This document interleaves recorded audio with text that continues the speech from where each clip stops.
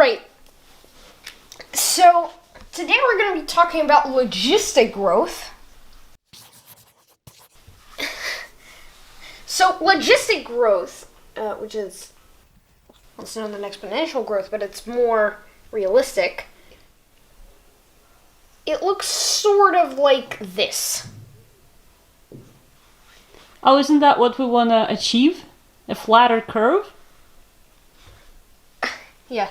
So, it looks like an exponential growth curve near the beginning, but it tapers off. This point here, where it tapers off, is called the inflection point.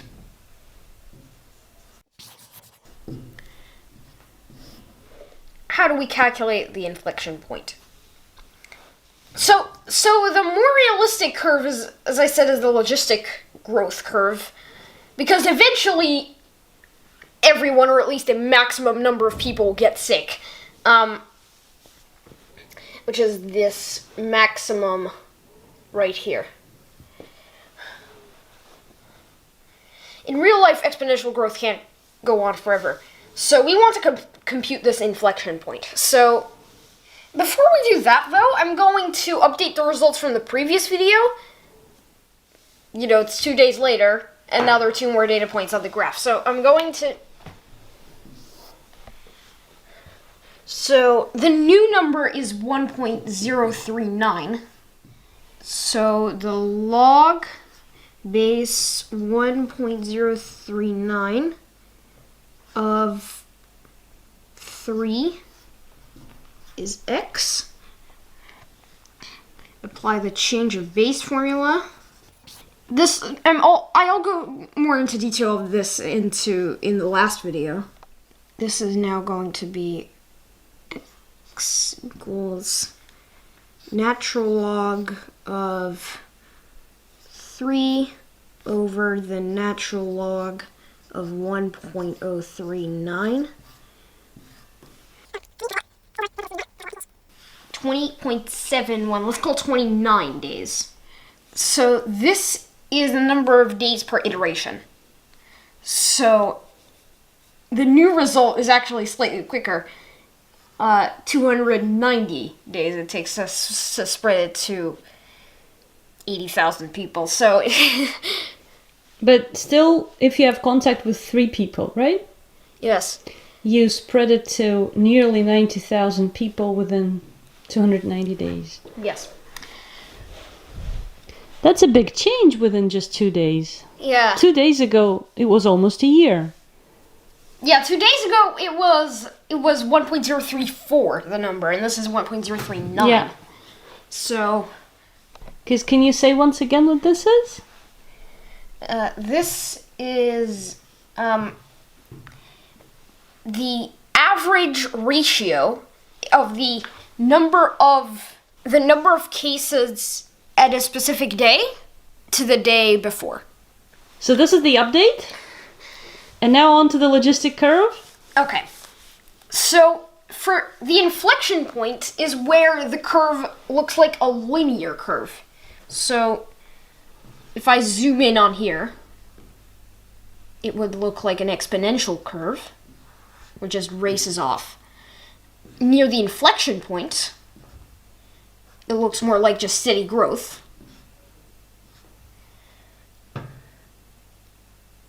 And somewhere after the inflection point is going to look like logarithmic growth. And this is basically what we want to achieve, right?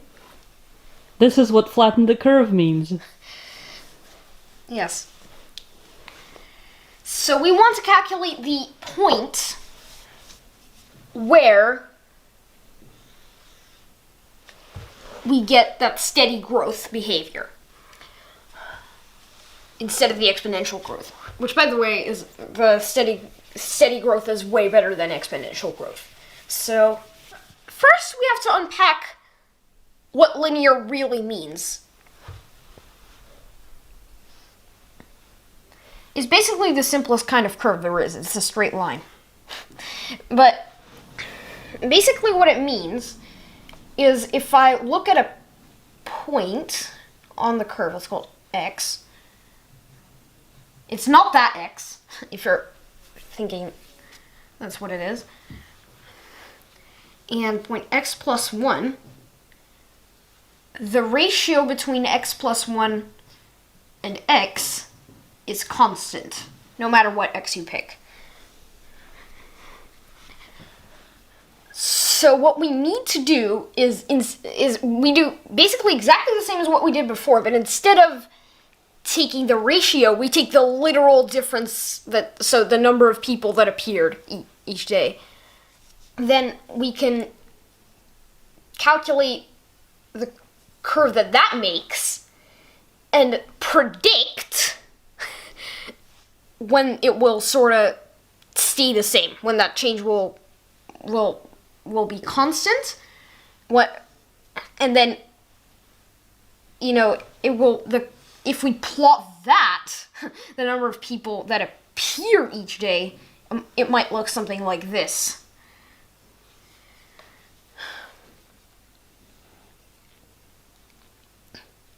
And if we look at this point right here, we can predict when that point occurs.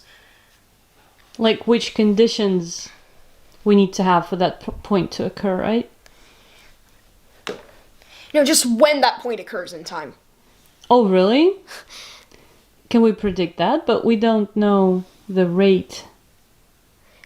So if I... In the future. So we're going to predict basically when the slope of this tangent line here is 0. So the derivative at this point is 0.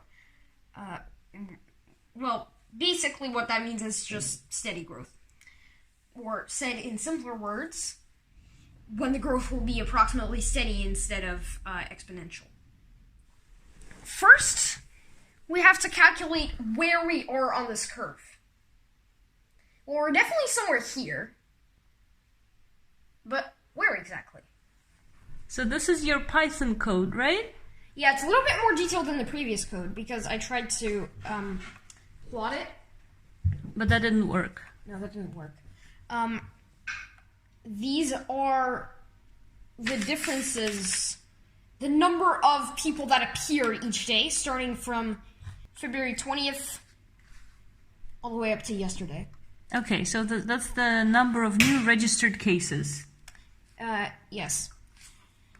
You might see, though, these numbers are accelerating. It's starting at like 1.01 and so on. So exponential growth. So what I really meant is the percentage of people, not the literal difference. It's because in exponential growth they are in fact increasing. They're accelerating the number. So we're gonna have to predict we could predict the point where it stops accelerating, and that's when it will be steady. But instead, I'm gonna go a different route and look at these numbers here, which I also used in the last video. So if you look closely at these numbers, they're changing. That's why my number in this video was higher than the number in the previous video, because it's now literally a later time, and so the numbers will be slightly different. So before, on February 20th, the numbers were this, like 1.01 something. It's even sometimes 1.00, 1.001, and so on. And they're increasing. They get to 1.02, and then eventually 1.03, and so on. 1.06, 1.08, 1.07, 1.08, 1.07, 1.08, 1.1. Wow. But eventually, they'll freeze. Eventually, they will stop growing. That would be great. And that is the inflection point.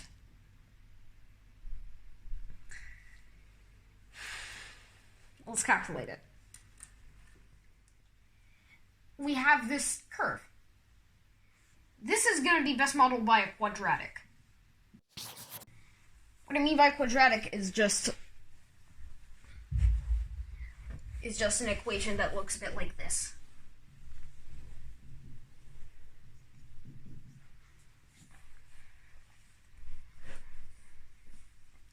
What we need to do is work out some values of A, B, and C so that best match this particular parabola. I could do this by just guessing, but it would be better to write some code to do this. Let's do that. First, I just need to figure out the scale of A, B, and C. It would be nice to figure out how big these numbers are. So A is definitely going to be negative because it's going to it's a parabola that which has a hill, not a peak, not a valley. So that means the A is going to be negative, less than 0. And B and C are really just positioning the parabola and sizing the parabola around. Or even only positioning the parabola around. A long time ago I made a video on this, which was a response video to the stand-up math video. But and how do we position this parabola? So this is the point where which we're going to position it, because it will be at the origin if we don't include those B and C terms. Let's call that point P, Q, so that if I want to position it vertically, I have A squared plus, and then I can just add Q on that coordinate. Then, not A squared, AX squared. AX squared plus Q. Now we need to apply a transformation to the X coordinate in order to P in order to bring it to the origin. So we just subtract P. So we're going to do A times X minus P squared. We'll position it horizontally. So AX. So, by the way, I'm just going to put this in brackets for a second because I want to calculate just this term here. X squared minus 2px plus p squared.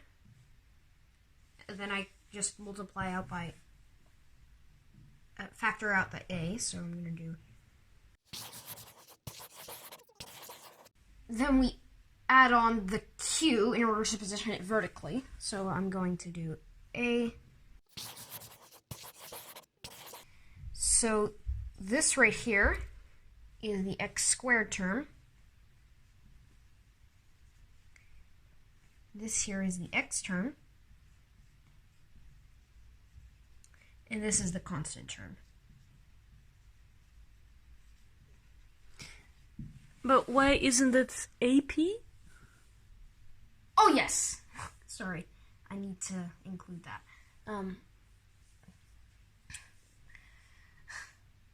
You caught that in time. Finally converting you.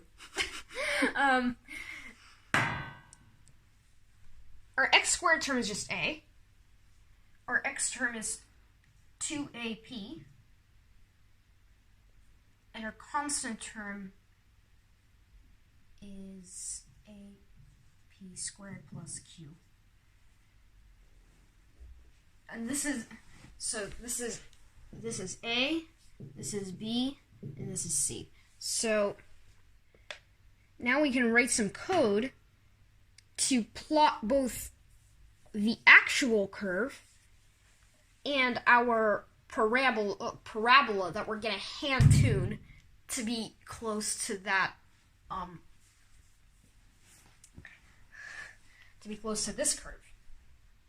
Yeah. But this is a parabola. Well, it's not really a parabola. Of course, everything is approximate.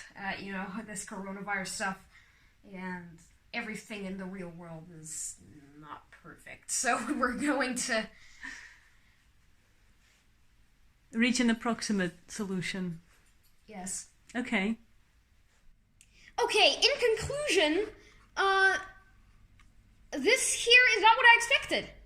It's not a curve that sort of dies off like this, which suggests we're only at the very beginning.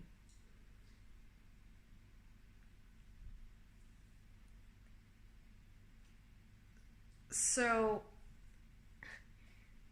we're a long way before the inflection point.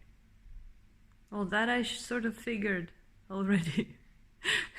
But what are the conditions to reach the inflection point? That's what I would like to calculate. What do you mean conditions? Well, like which rate there should be so that we reach the inflection point. Oh, yeah, let's calculate that just for fun.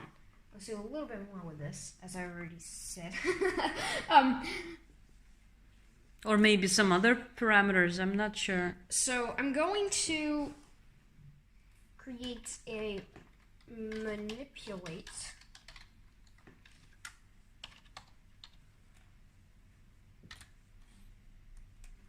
Let's see. X. And also we're going to plot in the same plot. So this is going to be our list of data points. Probably way too accurate.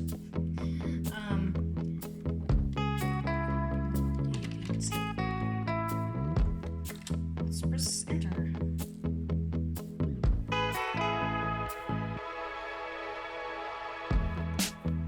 This suggests that we should make it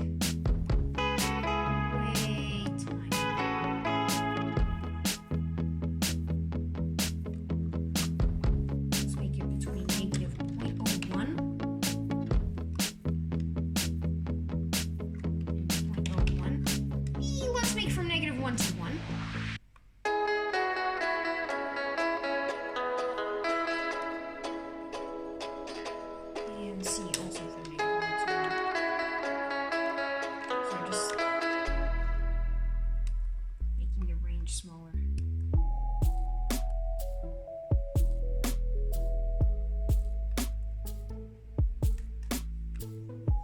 Now we have to change B.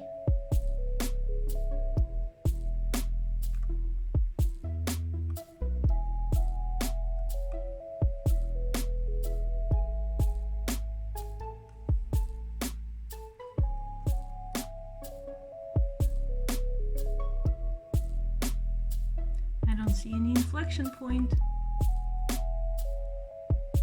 This is way harder than I expected. I'm also going to decrease the range of B and C.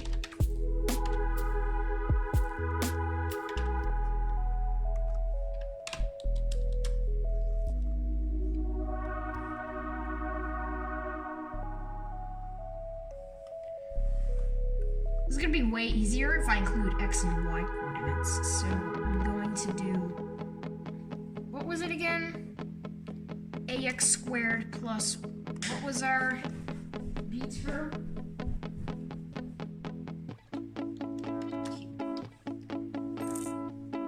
So I'm going to range P and Q. And then B is going to be 2AP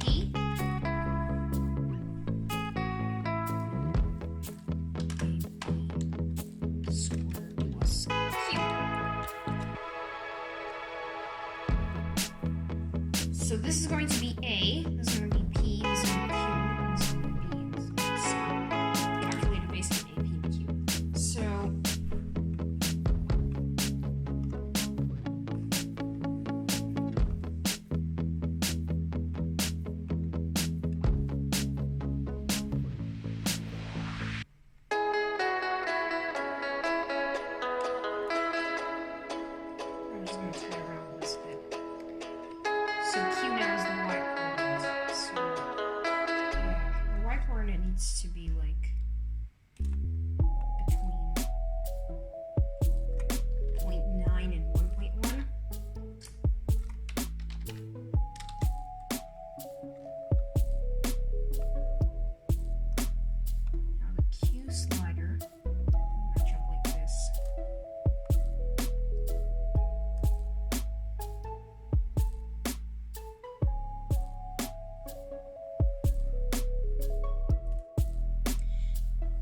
this is weird. The parabola's increasing. So it's worse than exponential growth. Or maybe we're just so in the beginning that that our model is completely inaccurate. Who knows? We'll find out in part 3, where we build a simulation to